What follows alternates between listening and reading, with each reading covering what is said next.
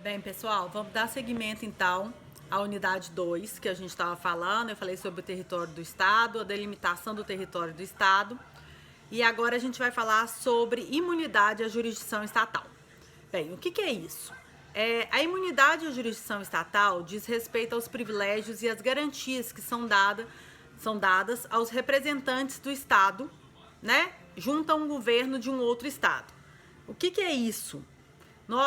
Todo Estado ele envia representantes, agentes, né, de governo para representá-los em outro Estado, que é a função dos embaixadores, do corpo diplomático, que são os embaixadores, primeiro, segundo, terceiro secretário, e do corpo consular, que são os cônsules e os funcionários consulares. Esses privilégios, essas imunidades, elas foram garantidas por duas convenções. Primeiro foi a Convenção de Viena, de 1961, que trata dos privilégios ao corpo diplomático, ou o que nós chamamos de privilégios diplomáticos. E a segunda, que também é uma Convenção de Viena, que foi em 1963, para os privilégios consulares. Primeira coisa, antes de eu começar a falar tudo, vocês têm que entender o seguinte. No Brasil, a gente tem o hábito de chamar de diplomata tanto cônsul quanto embaixador, né? Mas, tecnicamente, no direito internacional, juridicamente, existe uma grande diferença.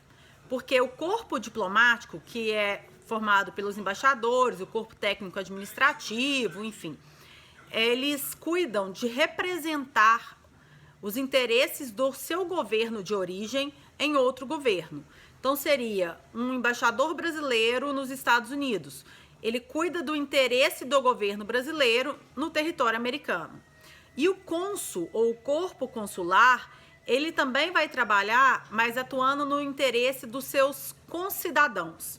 Então, eles têm uma ordem mais privada. Se eu perco meu passaporte, eu vou ao consulado brasileiro informar que eu pedi meu passaporte.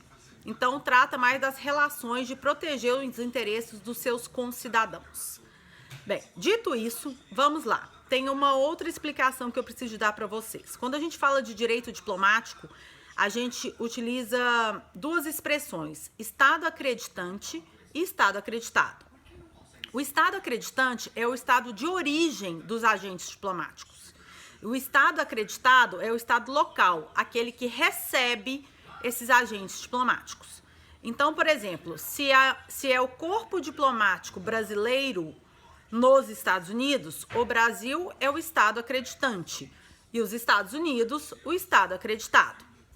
Bem, todo privilégio diplomático começa com uma lista que é encaminhada ao Estado acreditado, o Estado local.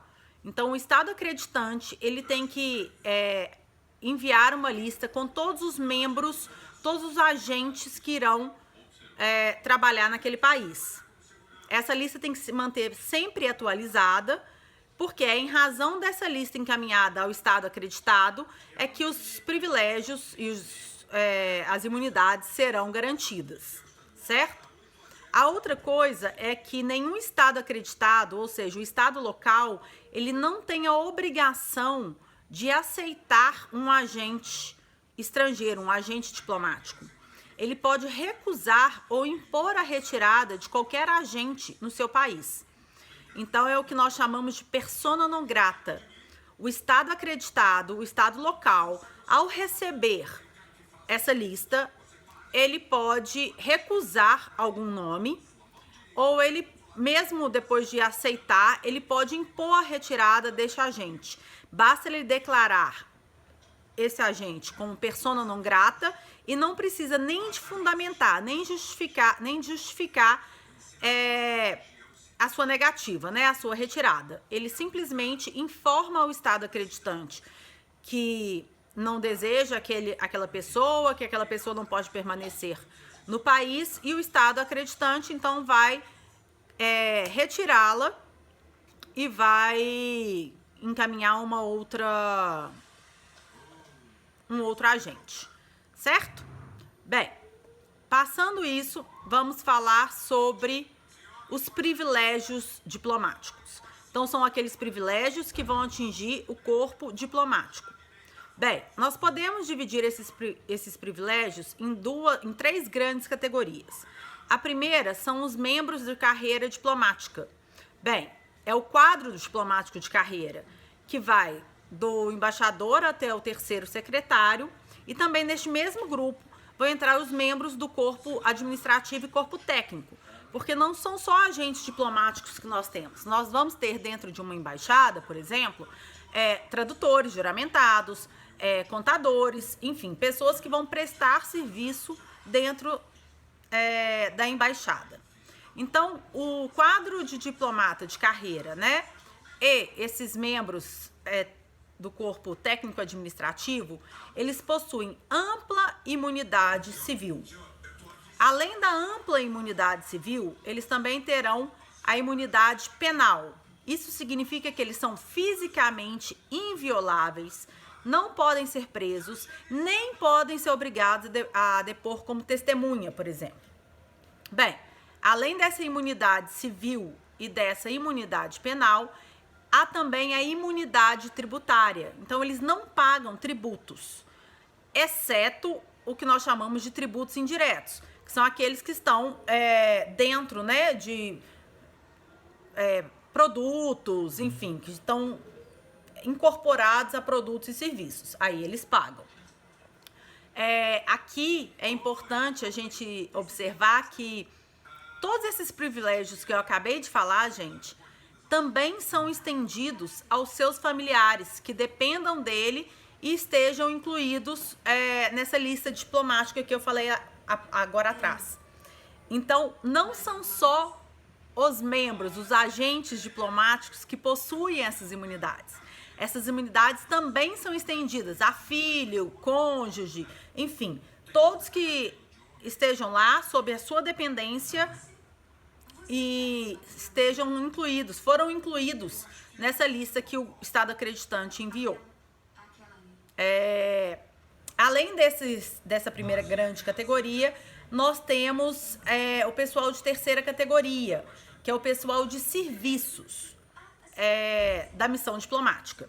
Bem, o pessoal de serviços da missão diplomática, desde que custeados pelo Estado acreditante, ou seja, pelo Estado de origem, eles têm imunidade sim, mas não é uma imunidade ampla igual os do quadro de carreira.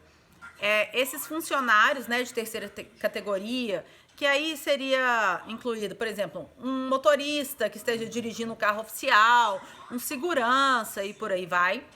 Esses membros, eles possuem imunidade restrita aos atos de ofício.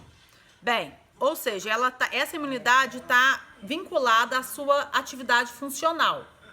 Se ele cometer, por exemplo, algum crime que não esteja ligado à sua atividade, ao seu ato de ofício, então eles não possuem imunidade. Vou dar um exemplo para ficar mais claro. Se um motorista de um carro oficial atropela uma pessoa, né, da missão diplomática, atropela uma pessoa, ele está no exercício da sua função. Então, ele possui imunidade.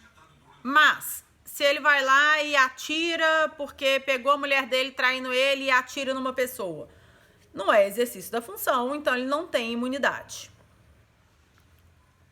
Terceiro quadro são os funcionários particulares. Bem, o que acontece? Além dos membros da missão diplomática, é possível e é comum que haja algum funcionário particular. Vou dar um exemplo. Por exemplo, se eu sou embaixadora brasileira nos Estados Unidos, né? E aí quero levar uma babá, por exemplo. Ela é custeada por mim, pelo agente estrangeiro, e não custeada pelo governo brasileiro. Então, são chamados funcionários particulares. Neste caso, para esses funcionários, eles não possuem qualquer tipo de imunidade, tá? Então, a gente tem que sempre lembrar que a imunidade está vinculada ao Estado. Então, aquilo que é custeado pelo Estado, que é enviado pelo Estado, que está representando o seu Estado, eles vão possuir uma ampla imunidade ou uma pequena imunidade. Aqueles que são custeados como funcionários particulares, eles não possuirão imunidade. Além disso, os locais diplomáticos, bem como todos os bens que estão inseridos dentro desse local diplomático e também os locais residenciais utilizados pelos membros do corpo diplomático de carreira e os membros técnico-administrativos, eles são invioláveis. Então, todos esses locais possuem inviolabilidade. Além disso, todos os documentos e arquivos do corpo diplomático são invioláveis em qualquer lugar que eles estejam. Saímos dos privilégios diplomáticos e vamos para os privilégios consulares. Bem, são aqueles privilégios que são direcionados ao corpo consular, que é composto pelo cônsul e os funcionários consulares, também chamados de adidos.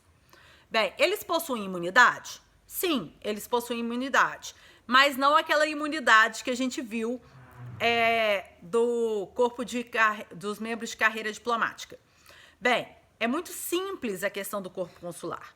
O cônsul e os funcionários consulares, eles possuem apenas imunidade no que diz respeito aos atos de ofício. Então, no exercício da sua função, ele possui imunidade civil e penal. Fora isso, eles não têm imunidade. Então, vocês podem ver que eles estão sendo equiparados ao pessoal de terceira categoria do corpo diplomático, né? Eles são ralé, gente. Eles possuem bem menos privilégios. Então, por exemplo, se um cônsul, né, ou um adido do consulado falsifica uma guia de exportação, falsifica um visto de passaporte, ele tem imunidade, porque é ato de ofício, né? Quem emite guia de exportação é o consulado, quem convalida as traduções é consulado, enfim, emite vistos consulares. Então, se eles cometerem algum crime nesse sentido, eles são invioláveis, eles são imunes, né? Eles estão imunes. Mas se, por exemplo, o cônsul pega a esposa traindo ele e a mata, aí não tem imunidade. Então, é bem restrito mesmo aos atos de ofício. Além disso, o testemunho deles é obrigatório. Eles podem, inclusive, ter a prisão preventiva decretada, desde que seja por um juiz, autorizada por um juiz, e em caso de crime grave. Com relação aos locais consulares, os locais consulares, eles são invioláveis e gozam de imunidade tributária, certo? E os documentos e arquivos consulares também são invioláveis em qualquer lugar que eles se encontrem. Sobre esse aspecto da imunidade penal, parece que eles ficam impunes, né, em razão dessa imunidade. Mas não é assim não, gente. Na verdade, eles não podem ser processados e julgados no estado acreditado, onde eles estão prestando serviço. Mas a investigação criminal acontece, um processo criminal é instaurado para investigação, apurado as situações, enfim, e encaminhado ao estado acreditante. E aí sim, no estado acreditante, ou seja, o estado de origem desse agente, vai puni-lo. Então, seria mais ou menos o seguinte, um embaixador brasileiro cometeu um crime na França. A França, né, a polícia francesa vai providenciar, vai fazer o inquérito, vai investigar e vai encaminhar todos os dados, né, para o governo brasileiro. E, inclusive, o governo francês vai declará-la persona non grata imediatamente. Essa pessoa retorna, né? É imposta a retirada dela por ser uma persona non grata. É imposta a retirada dela, ela retorna ao Brasil, por exemplo, e aqui ela vai ser processada, julgada e, se for o caso, condenada pelo crime que ela cometeu. O último aspecto que a gente precisa de ver nessa aula de hoje é sobre a possibilidade de renúncia à imunidade. Bem, a imunidade, esses privilégios, sejam eles diplomáticos ou consulares, eles não pertencem ao beneficiário, ao agente diplomático, ao agente consular. Essa imunidade pertence ao Estado. Então, é possível a renúncia a essa imunidade, se for conveniente? Sim, é possível. Mas quem tem que fazer essa renúncia é o Estado, é o governo que vai fazer essa renúncia, e aí esse agente que cometeu um crime vai ser julgado, processado, julgado e condenado no estado acreditado, onde ele cometeu esse crime. O próprio beneficiário, ele não pode renunciar à imunidade, ele não tem direito à renúncia, tá bom? Bem, com isso a gente falou tudo sobre território e imunidade à jurisdição estatal. Na próxima aula, eu vou falar sobre dimensão pessoal do Estado, que vocês vão ver que é um pouquinho, inclusive, de direito constitucional. Qualquer dúvida, eu continuo à disposição. Eu vou mandar para vocês agora os slides com todas essas duas aulinhas que eu acabei de enviar para vocês. E depois também eu vou mandar algumas atividades. Só a gente terminar essa unidade 2, eu vou mandar algumas atividades para vocês fazerem. Então, um beijo. Qualquer dúvida, vocês me chamem.